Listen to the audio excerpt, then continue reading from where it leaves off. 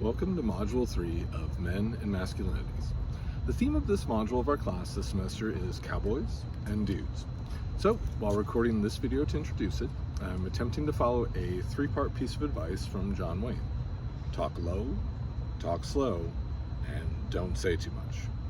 As you may have noticed, talking low and talking slow aren't exactly stretches for me. I am a college professor though, so not saying too much is admittedly a little bit of a challenge for me. For our Cowboys and Dudes module, we're experimenting with a different way of reading our required textbook, Manhood in America, A Cultural History. For our previous module on the self-made man, we read straight through from the start of the preface through to the end of chapter 2. That's because that part of Manhood in America specifically concentrates on the making of the self-made man in America. However, we will find the material relevant to our exploration of the American mythic character of the cowboy spread throughout multiple chapters. I encourage you to start by rereading two short sections in Chapter 1 and Chapter 2 of Manhood in America. Back in Chapter 1, I recommend refreshing yourself on the section on the doctrine of self-control, starting on page 40 and ending on page 45. What you'll want to remember from this section are the two types of temperance that American men in the 1800s were encouraged to practice. In the context of our Cowboys and Dudes module, we'll want to keep our eyes out for characters who do or do not practice those two forms of temperance. For example, we might want to think about what one cowboy character having the two nicknames Borrachon and Dude might mean. Speaking of nicknames, back in Chapter 2, I encourage you to reread the section on the westward movement of American men in general and the California Gold Rush in specific on pages 52 and 53. Because one interesting thing to take a closer look at here is the casting off of cultural baggage from the East and the taking on of new manly names in the West. Nicknames like, say, Colorado Ryan or Stumpy. When we move on to Chapter 3, let's concentrate our attention on the section about the significance of the frontier in American history, which starts on page 75 and ends on page 76. Here, let's pay particular attention to the conception of the frontier as a place where men could achieve their manhood or reprove it after failure. Then imagine maybe an opportunity for a former sheriff's deputy thought to be a failure because the end of a romantic relationship with a woman had led him to start a new affair with a whiskey bottle.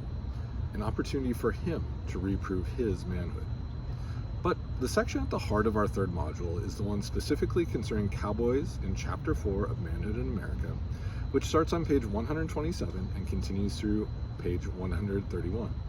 What we'll look at here is the transformation of the cowboy into an American mythic character by popular artists such as the writer Owen Wister and the painter Frederick Remington, who collaborated on the influential 1895 essay, Evolution of the Cowpuncher. And let's pay particular attention to the traits of the mythic cowboy characters in Western novels and movies. Like, how about a sheriff facing overwhelming odds in his attempt to bring justice to his frontier town. After that, we'll jump ahead to Chapter 7, where we'll take a look at a section on the rhetorical returns to those thrilling days of yesteryear offered by the Western, that starts on page 211 and continues through page 213. Here we'll learn about the man Michael Kimmel characterizes as the cult of the cowboy's most celebrated hero, the Academy Award-winning cinematic actor called John Wayne, who starred in such westerns as Rio Bravo. And what is reading or rereading this handful of sections in Kimmel's Manhood in America supposed to prepare us for? And why did all 5 of my examples to go with them sound so specific?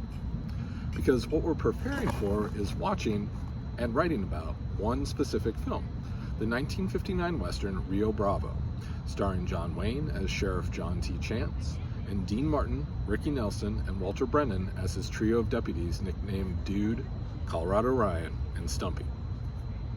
When we watch Rio Bravo, let's take an especially close look at Dude, also known as Borrachon, thought to be a failure because the end of a romantic relationship with a woman had led him to the start of a new affair with a whiskey bottle.